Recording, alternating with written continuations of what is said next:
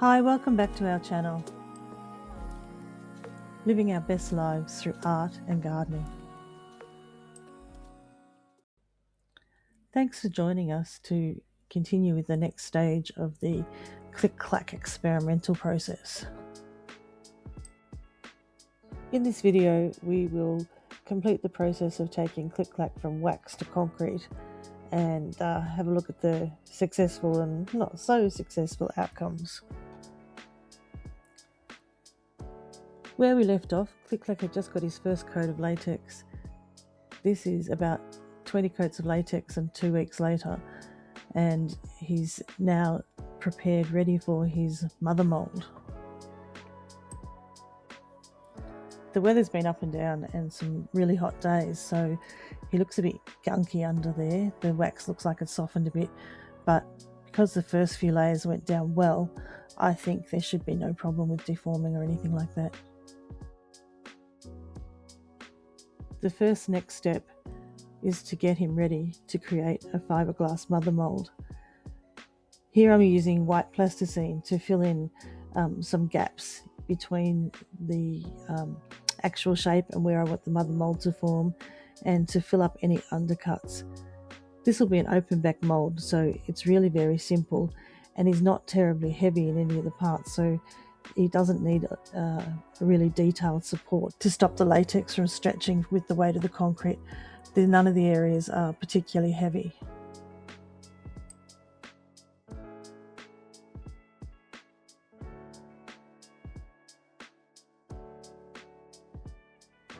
I'll be making the mother mould in 2 pieces, so the piece beneath the feet will actually separate from the main mould, because I think it'd be a bit hard to pull the seams out if it was all in one mother mould there. So I'm just adding some aluminium tape across the section where I want to have a split between the 2 pieces of fiberglass. I think it's an automotive tape, I can't really remember where I bought it, but it makes a really clean and very thin shim between the 2 parts. So here he is all ready for fiberglassing. You can see I've popped plasticine around his chin and under his ears where there would otherwise be an undercut, and the fiberglass mould would sit into there. As I said, I don't need a very detailed mother mould, it just needs to basically fit around his shape. Okay, so everything about the next stage of fiberglassing is stinky and toxic. I use this bunch of chemicals here: respirator, gloves, and throwaway equipment, because cleaning up after using fiberglass is also a really big pain. Next stage is to paint everything with a mould release. By rights, I should already have my PPE on at this stage. I should have gloves on. I should already be wearing my respirator. Even this very first stage is quite toxic, quite bad for your lungs, and you shouldn't really be breathing it. Need to paint a really good coat of this all over the entire work surface. Anywhere that the fiberglass is going to touch, if you want to be able to get it off again, you need to make sure you've got a good coat of this mold release there. It's basically just a PVA based glue, I guess, but it will release from whatever it's painted onto, and it will release from the fiberglass, so it creates that that film between your fiberglass and your finished product. Here he is, all nice and shiny, and the mold release is dry, so we're ready for the next stage, even more stinky.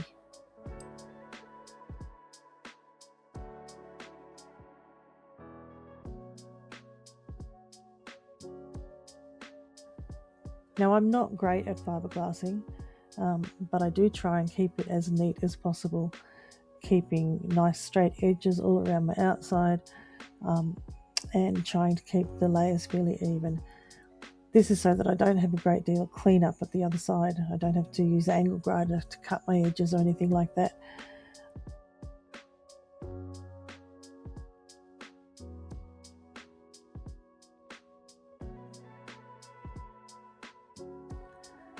As I mentioned earlier, it needs only to be a fairly basic mother mould.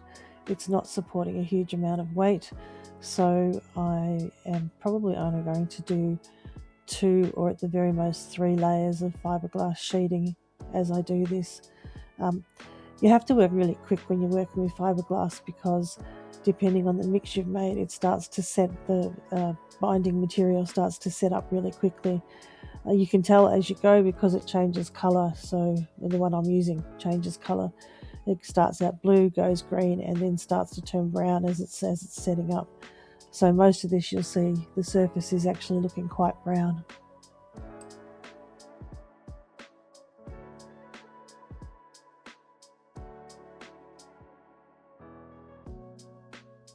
The one saving grace with this is that, unlike the latex, you only have to create 1 layer, and it's all done in the one session. It dries overnight and it's ready to use the next day.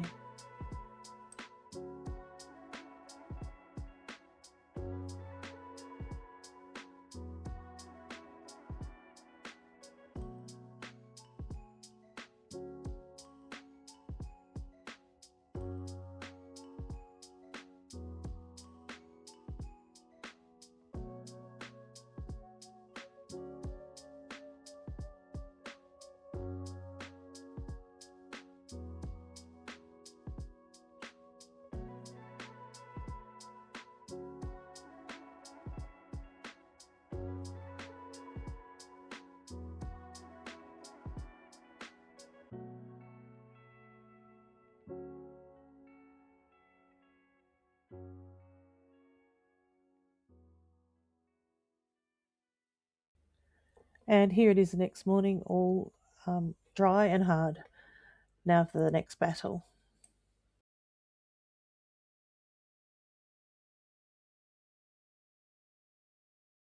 This is the stage where you find out if you put enough mold release on. You have to physically pry the fiberglass from any surface that is touched. I always find this is an enormous battle to get the mother mold off the molded piece for the very first time.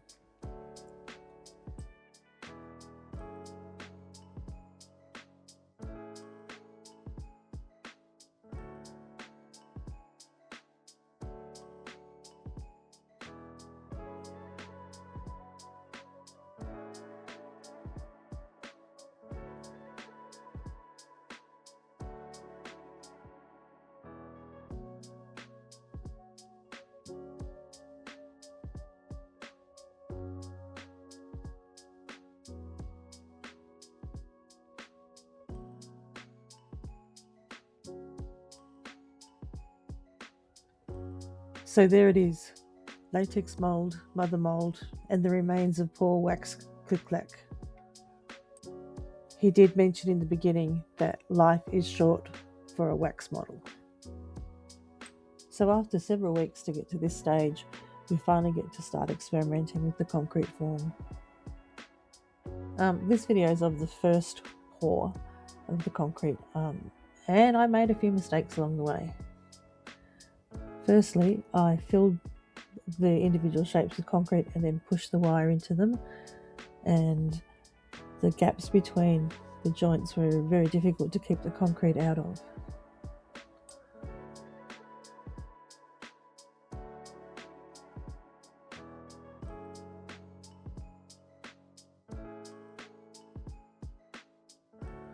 You'll notice a few obvious issues there with pushing the wire in.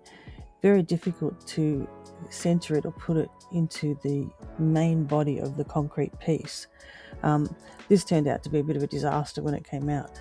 There are a few other issues around the wire that were not great choices. The wire is actually a bit thin and has also no grip, so some of the concrete slid off. I used a basic mortar mix here, which was just 2 parts sand, 1 part concrete, and I pulled this piece from the mould the following morning, so it hadn't had a lot of time to set up. For this experiment, trying to bend the shape with the wire, the concrete was really just far too green at this point, and it just wouldn't take the flex of the wire against the green concrete and just popped out and pulled apart.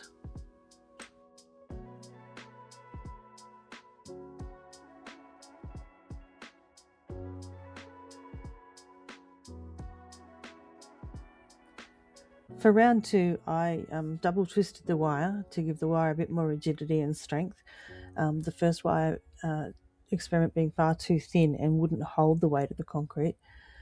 And you can see the little white sections. I put plasticine plugs between each section of the body so that I didn't have the problem with concrete running in. This was a much more well thought out plan.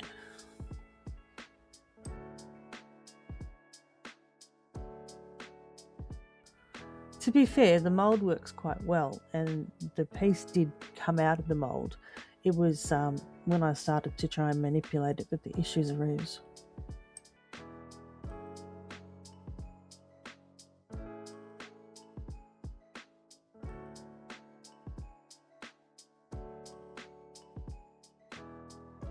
In principle, it works, but a few lessons learned. The concrete is quite heavy against the wire, and bending all of his pieces at once is really difficult. I think I would have to set up each section in its proposed position and then secure that, concrete that together, and then move on to the other sections.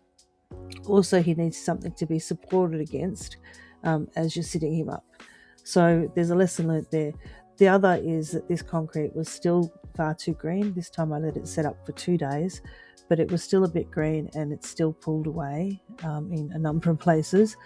And I think I will go for a reinforced concrete the next time round, maybe fiberglass reinforced, and let it set up a few days. Still take it out of the mould nice and early because it did come out quite well. But I wouldn't try to manipulate the wire for a few days. Let the concrete really start to harden.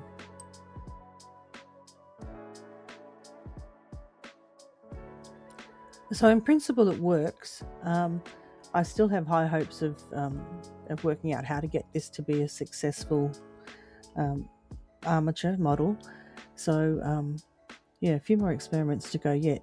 If you have any suggestions or thoughts on what I might do differently or how I might approach this, I'd love to hear them in the comments. Please just reach out and let me know. Sorry that a bit of this is happening off camera. I'm still getting very used to creating these videos and where to set up. I get involved in the process and forget about where the camera is. Oops, there goes his leg.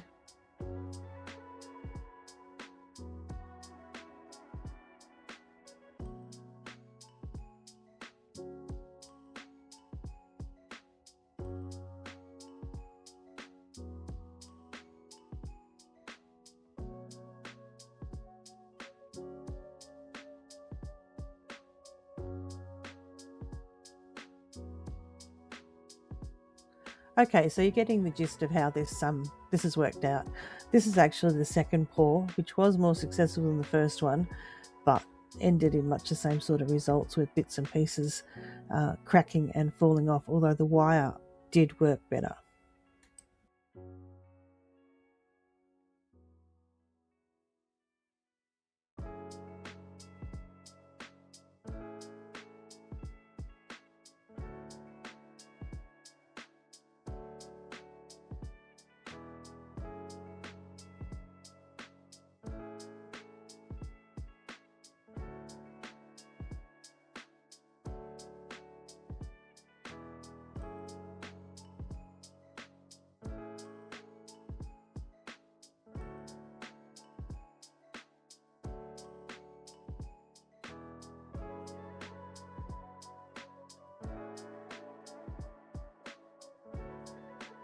And there goes another forearm.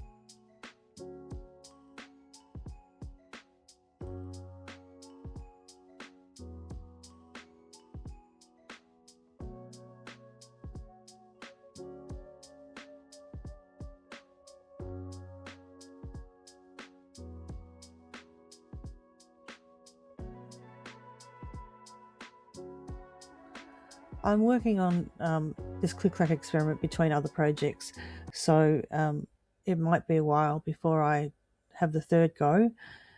You can see the sad and sorry results of the first two.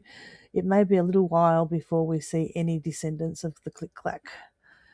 However, as I said, if you have any suggestions or comments, I'd love to hear them. And I'll keep you posted when I do the next round. Thanks for watching, and if you enjoyed our video, it really help us out if you could give us a like and subscribe so that you don't miss out on the next exciting chapter. Thanks.